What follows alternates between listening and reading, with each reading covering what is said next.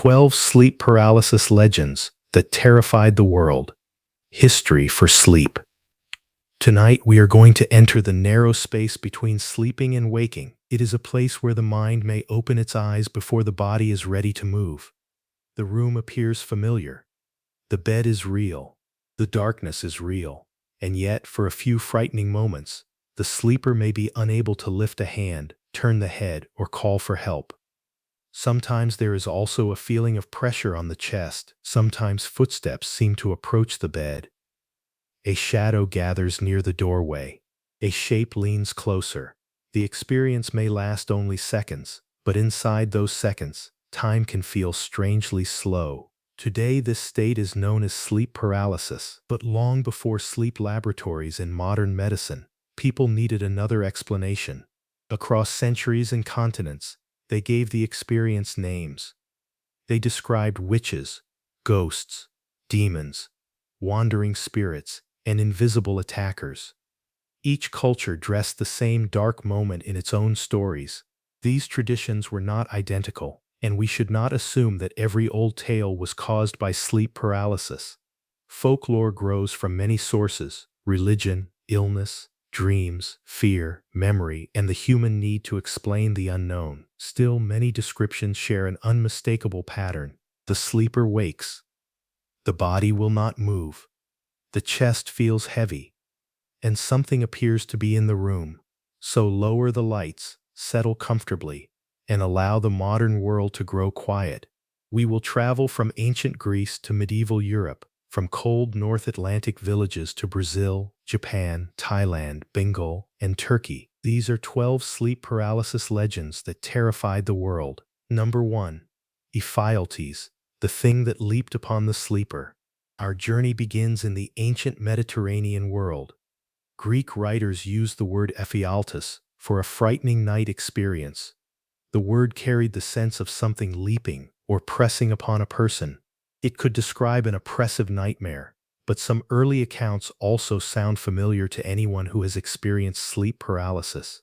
A sudden weight, difficulty breathing, fear, and the feeling that an outside presence has attacked during sleep. Ancient physicians did not always treat the experience as pure superstition. They tried to understand it through the medical ideas available to them. The body, digestion, blood, dreams, and the balance of internal forces could all be blamed. Yet religious and supernatural explanations lived beside medical ones. In the 2nd century, the dream interpreter Artemidorus discussed Ephialtes and connected the experience with Pan, the god of wild places, shepherds, and sudden fear.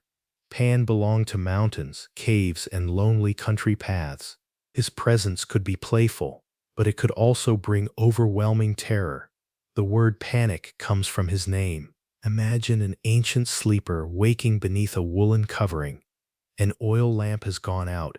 The room is black. The body is fixed to the bed, and breathing feels difficult.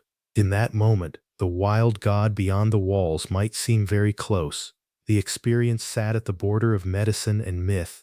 Was it something inside the body, or something that had entered from outside? Ancient people could hold both possibilities at once. Ephialtes gave the terror a name. And once a fear has a name, it can be described, remembered, and passed from one generation to another. Number 2. The Incubus of medieval Europe. As Christianity spread across Europe, older night terrors were reinterpreted through a new religious world. The oppressive visitor became associated with demons, temptation, and spiritual danger. One of the most feared figures was the Incubus. Its name came from a Latin word meaning to lie upon. The description was disturbingly direct. A being that came during the night, pressed itself upon a sleeping person, and left the victim frightened, exhausted, and sometimes unable to breathe or move. Medieval ideas about the incubus were complicated. The figure appeared in theology, folklore, medical discussion, and stories about dreams. Different writers disagreed about what such encounters meant. Some treated them as demonic attacks. Others looked for physical causes involving food, illness, bodily pressure, or the imagination during sleep. But for an ordinary person waking in a dark chamber, these debates offered little comfort. The medieval night was already filled with uncertainty. Candles were expensive. Fires burned low. Religious images warned that invisible forces surrounded everyday life. A person who opened their eyes and saw a shadow beside the bed might believe that the danger described by priests and storytellers had finally entered the room. They could try to pray, but sleep paralysis may also prevent speech. The words would form in the mind while the mouth remained still. That silence could make the experience feel even more supernatural. Eventually, movement returned. The pressure lifted. The shape vanished into ordinary darkness, but the sleeper still had to decide what had happened. Without another explanation, the incubus was not merely a story. It was a possible answer. Number 3. The mare that rode through the night. In Germanic and Scandinavian traditions, the night visitor often took another form. The mare, or Mara. This was not originally the gentle horse suggested by the modern English word. The mare was a harmful being, spirit, or magically altered person believed to approach sleepers after dark. It sat upon them, rode them, tangled their hair, disturbed their breathing, and filled their sleep with terror. The old image survives inside words still used today.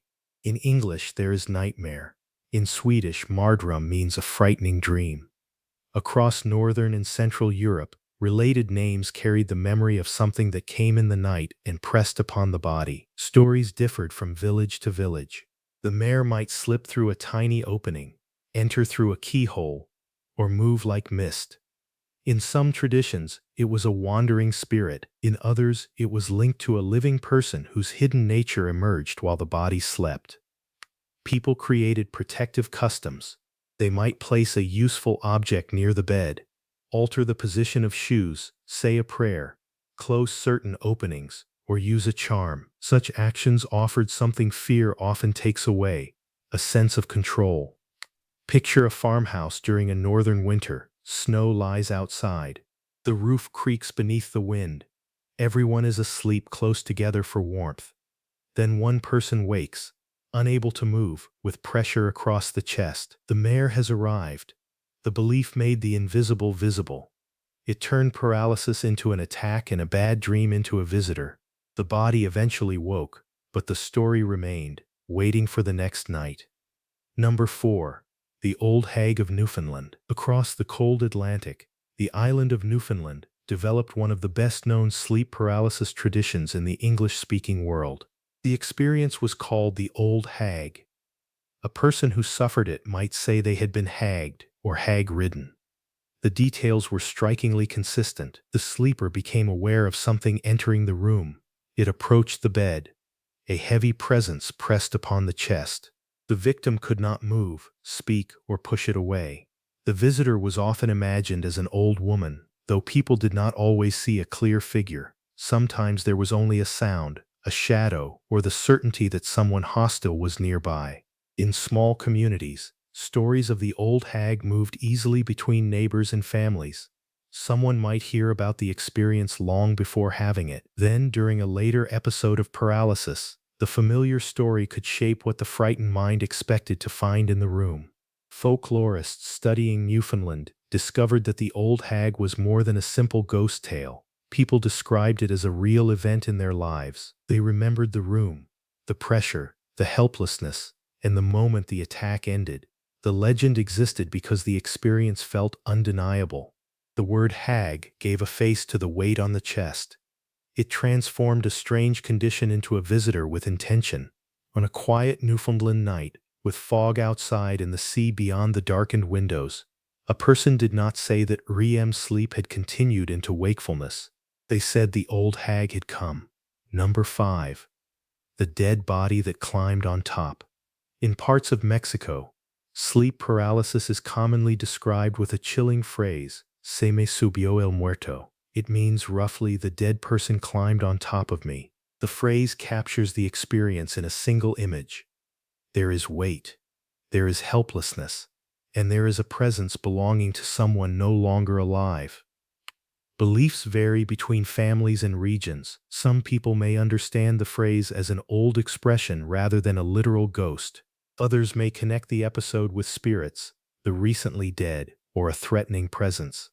Modern medical knowledge and older explanations can exist together. A person may know the words sleep paralysis and still feel, during the event, that someone is truly in the room. This is part of what makes the experience so powerful. Knowledge does not always remove fear. The body is motionless. The chest feels compressed. The mind searches for a reason. In the darkness, an inherited story can arrive faster than a scientific explanation. Harriet. Imagine waking and sensing a human weight above you. You cannot see a face clearly. You cannot raise your hands. The room feels caught between dream and reality. When you finally move, there is nobody there. To say the dead climbed upon me is to describe both the physical sensation and the emotional terror. The phrase carries grief, memory, and fear of those who might return after burial. It also shows how language preserves old ideas.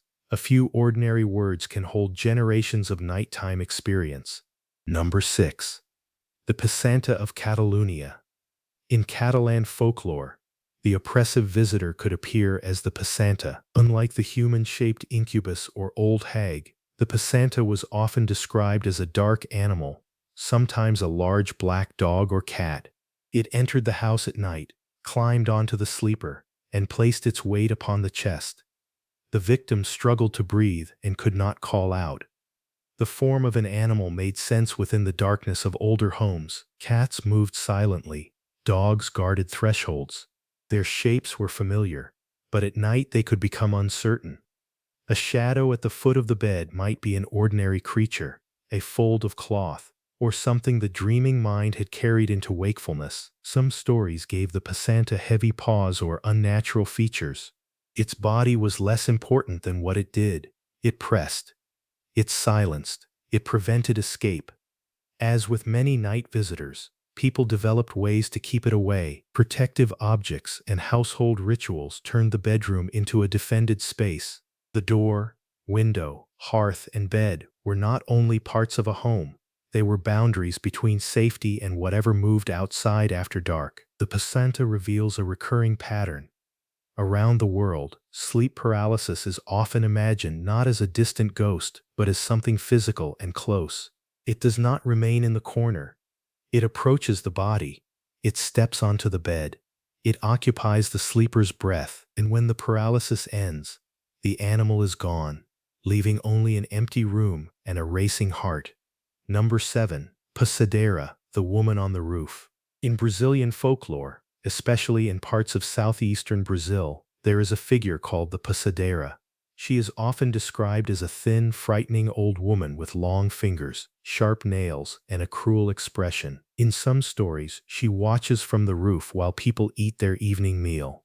Later, when someone falls asleep, especially after eating heavily, she enters and steps upon the sleeper's chest. The name itself suggests treading or stepping. Like so many figures in sleep paralysis folklore, the Pisadeira does not merely appear. She presses the body and steals movement. The connection with a heavy meal is interesting. Long before modern sleep medicine, people noticed patterns between food, sleep, breathing, dreams, and bodily discomfort. A supernatural tale could preserve a practical observation, even when the explanation belonged to folklore. Picture a hot Brazilian night. The house is quiet. The meal has ended. Somewhere above, roof tiles release the heat gathered during the day. A person falls into deep sleep, then suddenly becomes conscious. The eyes open. The limbs remain still. A figure seems to stand upon the chest. The Pisadeira is sometimes said to laugh while the victim struggles. That detail makes her especially cruel. She is not simply heavy. She knows the sleeper is helpless. The story carries features found far from Brazil. The old woman, the pressure, the silence, and the inability to escape. Yet its roof, climate, name, and local character make it distinctly Brazilian. One human experience has again put on the clothing of a particular place. Number 8. Kanashibari, bound as if by metal. In Japan, sleep paralysis is commonly known as Kanashibari. The word suggests being tightly bound, as if fastened with metal. It perfectly describes the central sensation. The mind is aware, but the body feels locked in place. Kanashibari has been interpreted in several ways over time. In religious and supernatural stories, it could be connected with spirits, curses, or unseen forces. In modern Japan, it is also widely recognized as a sleep phenomenon. The old word and the scientific understanding now live side by side. Japanese accounts often include a presence in the room, a weight on the body, strange sounds, or the sight of a figure. But not every episode contains a visible ghost. Sometimes the terror comes simply from being awake and unable to move. The term is so effective because it does not require a detailed monster. It names the condition of captivity itself. Imagine waking in a quiet room before dawn. The pale outline of a door is visible. A faint sound comes from another part of the building. You try to turn toward it, but nothing happens. Your body might as well be held by iron bands. Seconds pass. The mind becomes more alert, while the body remains behind in sleep. Then a finger moves. The invisible bonds loosen. The room returns to normal. Kanashibari reminds us that the most frightening part of sleep paralysis is not always what the sleeper sees. Sometimes it is the sudden loss of control over the familiar body, the feeling of being trapped inside oneself. Number 9. Phi Am. The pressing ghost of Thailand. In Thailand, a nocturnal spirit associated with sleep paralysis is known as Phi Am. The word Phi refers to a spirit or ghost. Phi Am is said to approach a person who is sleeping or half awake, sit upon the chest, and prevent movement. The victim may feel pressure, fear, and difficulty calling for help. Thailand has a rich and varied world of spirit beliefs. Ghost stories live beside Buddhist traditions, local customs, family memories, and modern city life. The exact interpretation of Phi Am is not the same for everyone. Some people speak of it as folklore. Others may treat the encounter more seriously. Many understand sleep paralysis scientifically while still using the traditional name. That mixture is common around the world. Old stories do not always disappear when medicine offers a new explanation. They remain in language, films, jokes, warnings, and the private fear that returns when the room becomes dark. During an episode, the sleeper may feel certain that a presence is sitting nearby or directly upon the body. Breathing can seem restricted, even though the body continues to breathe. The inability to move makes every sensation more threatening. For someone raised with stories of Phi Am, the shape in the darkness already has an identity. The mind does not need to invent a new explanation. Culture has left one waiting beside the bed. And when movement returns, relief arrives with a troubling question. Was it only sleep, or did something visit? Number 10. Boba, the spirit of silence. In Bengali-speaking communities, an old expression for sleep paralysis is Boba Dora, often understood as being caught or seized by Boba. The word Boba is connected with muteness or the inability to speak. This is one of the most distressing features of sleep paralysis. The sleeper knows what they want to say. They may try to shout, pray, or call a family member, but the voice does not come. In folk explanations, Boba may be imagined as a spirit or jinn that attacks during sleep, presses or strangles the victim, and leaves them unable to move or speak. Descriptions vary, and many Bengali speakers today use the phrase simply as the familiar name for sleep paralysis. Still, the older supernatural image is powerful. In a crowded family home, help might be only a few steps away. Someone could be sleeping in the next bed or the next room. Yet during the episode, that small distance becomes impossible to cross. The victim cannot lift a hand. The loudest cry in the mind produces no sound. This is why Boba is such an effective name. It focuses on silence. Other legends emphasize the weight on the chest or the shape of the visitor. Boba emphasizes the stolen voice. After a few moments, the body wakes fully, air moves normally, words return. But the memory of being conscious and speechless can remain vivid for years. Number 11. Dab Tsog, the pressing spirit. Among Hmong communities, sleep paralysis has been associated with a night spirit known as Dab Tsog. Accounts describe a threatening presence that presses upon the sleeper's chest, restricts movement, and creates fear. Spiritual protection, family traditions, and ritual responses may shape how the experience is understood. The story became especially well known outside Hmong communities after a troubling series of sudden deaths among Hmong refugees in the United States during the late 20th century. Healthy men died unexpectedly in their sleep, creating grief and fear. Researchers examined medical causes, stress, displacement, and cultural beliefs. Sleep paralysis and the Tsog tradition became part of the wider discussion. It is important not to confuse these events. Sleep paralysis itself is generally brief and not the same condition as sudden unexplained nocturnal death. Folklore and medicine can become tangled when several frightening nighttime experiences are placed under one name. For refugee families already living through enormous change, the night could carry memories of danger as well as older spiritual fears. A pressing presence might feel connected to a world that modern doctors could not fully see. Tsog shows why these stories matter. They are not merely entertaining monsters. They can influence how people understand the body, whether they seek help, and what they fear will happen if the visitor returns. The spirit sits at the meeting point of sleep. Culture, migration, memory, and loss. Number 12. Karabasan, the dark presser of Turkey. In Turkey, sleep paralysis is often linked with the name Karabasan. The word suggests a dark or black presser, something that descends upon the sleeper. It may be imagined as a spirit-like creature, a shadow, or an invisible force. As elsewhere, the experience includes immobility, pressure, intense fear, and the sense that another being is present. Some people respond with religious prayers or protective practices. Others recognize the event as sleep paralysis. Research in modern Turkey has found that supernatural and medical interpretations can exist in the same society, sometimes even in the same person. This is easy to understand. During daylight, sleep paralysis can be explained calmly. During the episode, calm reasoning is more difficult. The mind wakes inside a body that will not answer. A shape seems to gather near the bed. Fear arrives before explanation. Karabasan gives that fear a form. The name also returns us to the image that has followed us across the entire journey: pressure. Ephialtes leaps upon the sleeper. The incubus lies upon the body. The mare rides the chest. The old hag sits down. The dead climb on top. The Pesanta steps upon the bed. Pisadeira treads.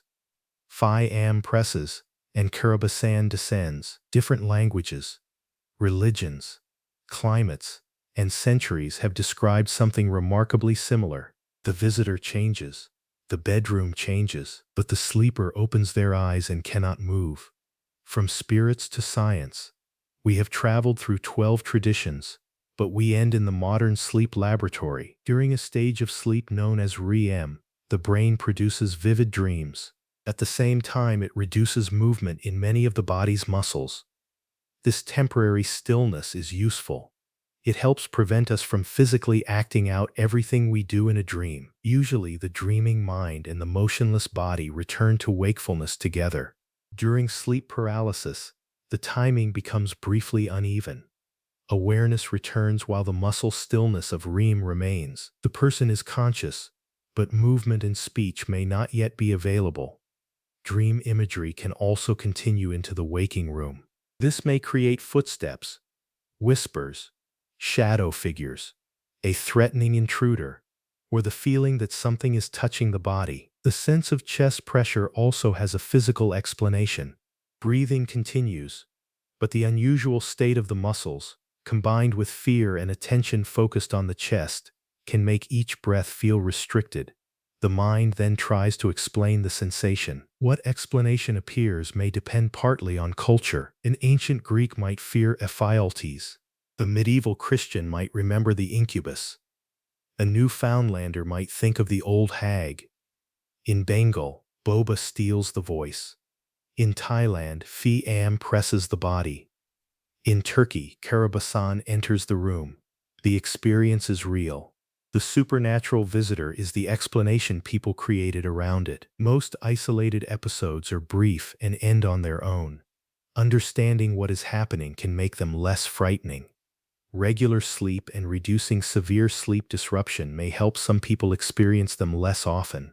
Anyone troubled by frequent episodes can speak with a qualified medical professional, especially if other sleep problems are present. But tonight, our purpose has not been to turn fear into a diagnosis. It has been to listen to the stories fear created. Across history, human beings woke in darkness and found their bodies silent. They searched the room for an answer.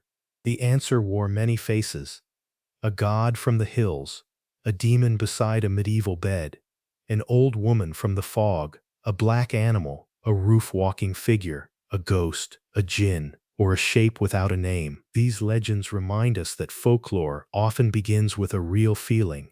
A strange moment passes from one person to another.